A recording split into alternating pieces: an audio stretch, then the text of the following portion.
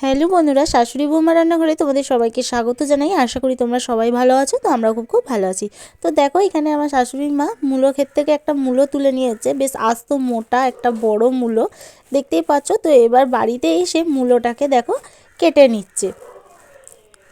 তো সবার প্রথমে বলে রাখি, আমার চ্যানেলে যারা নতুন তো প্লিজ চ্যানেলটিকে সাবস্ক্রাইব করে পাশে থাকা বেল আইকনটি প্রেস করে দেবে। তো আজকের আমার রেসিপি হচ্ছে মূলোর ঘন্ট। তো মূলোর ঘন্ট বানানোর জন্য মূলোগুলোকে দেখো একদম ঝিরি করে কেটে নিচ্ছি। তো বন্ধুরা, চাষের মূলো একদম রসালো। মূলোটা যখন কাটছিল মূলোটা, তখন মূলোর গা থেকে যেন জলগুলো টপ করে পড়ছিল। তো দেখো মূলোগুলো একদম ঝিরিঝিরি করে কাটা হয়ে গেছে, আর কালারের কম্বিনেশনটা দেখো খুব সুন্দর লাগছে। আমার তো এরকম সাদার মধ্যে গোলাপি কালারটা খুবই ভালো লাগে। তোমাদের যদি ভালো লেগে থাকে কমেন্টে জানিও। তো দেখো এবার মূলোটাকে কলে নিয়ে গিয়ে পরিষ্কার করে ধুয়ে নিচ্ছে, আর ফুটো যেরকম ঝাঁঝরি বাটিগুলো হয় তার মধ্যে করে নিয়ে জলটা ঝরিয়ে নিল। এবার গ্যাস জ্বেলে এখানে কড়া বসিয়ে দিচ্ছে। এবার কড়া গরম হয়ে গেলে শুকনো খোলায় দেখো এই চিনে বাদামগুলো দিয়ে দিল।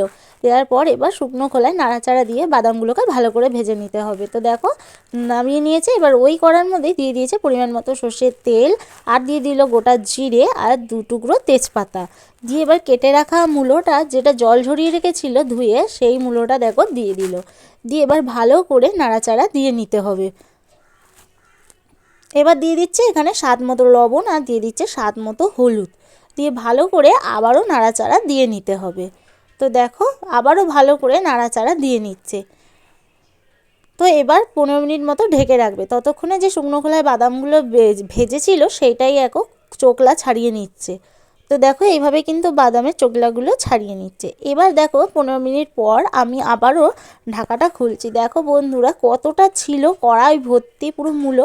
সেই মূলোগুলো দেখো একদম কিন্তু মজে গেছে। তারপরে এখানে দিয়ে দিয়েছে আদা বাটা, জিরে গুঁড়ো, আর দিয়ে দিয়েছে এখানে ঝাল লঙ্কার গুঁড়ো, দিয়ে আবারও নাড়াচাড়া দিয়ে 30 মিনিট মতো ঢাকা দিয়ে দেবে। 30 মিনিট রাখার পর দেখো কত সুন্দরভাবে হেজেও গেছে, আর মূলোর গা দিয়ে কত সুন্দরভাবে তেলও ছেড়েছে। তোমরা দেখতে পাচ্ছ। এবার যে ভেজে রাখা চোকলা ছাড়িয়ে রাখা যে বাদামটা, সেটা দিয়ে দিলাম। দিয়ে ভালো করে আবারও নাড়াচাড়া দিয়ে নিল। দেওয়ার পর এখানে দিয়ে দিচ্ছে স্বাদ মতো চিনি। তো বন্ধুরা, এই রেসিপিটা কিন্তু তোমরা একবার বাড়িতে ট্রাই করতে পারো। খেতে কিন্তু খুবই অসাধারণ হয়, আর গরম ভাতের সাথে, রুটির সাথে, পরোটার সাথে তোমরা কিন্তু এটা নিমিষেই খেয়ে ফেলতে পারো। তো দেখো এখানে দিয়ে দিচ্ছি সানরাইজার গরম মশলা, আর দিয়ে দিয়েছি মাটন ঘি, দিয়ে ভালো করে আবারও নাড়াচাড়া দিয়ে নেবো। এইভাবে নাড়াচাড়া কয়েক মিনিট ধরে নাড়াচাড়া দিয়ে দিলে কিন্তু একদম পারফেক্টভাবে তৈরি হয়ে যায় মোচার ঘন্ট। তো তোমরা দেখতে পাচ্ছ কালারটা কত সুন্দর হয়েছে বন্ধুরা, খেতেও কিন্তু দুর্দান্ত হয়। তোমরা কিন্তু মানে একবার বাড়িতে ট্রাই করে দেখতে পারো। আমি কিন্তু তোমাদের বলে বোঝাতে পারছি না।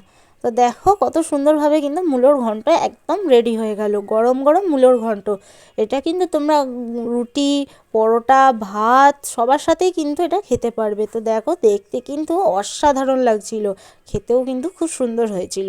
এরকম নতুনত্ব রেসিপি পেতে আমাদের চ্যানেলটিকে সাবস্ক্রাইব করে পাশে থাকা বেল আইকনটি প্রেস করে দেবে। দেখা হচ্ছে পরবর্তী ভিডিওতে।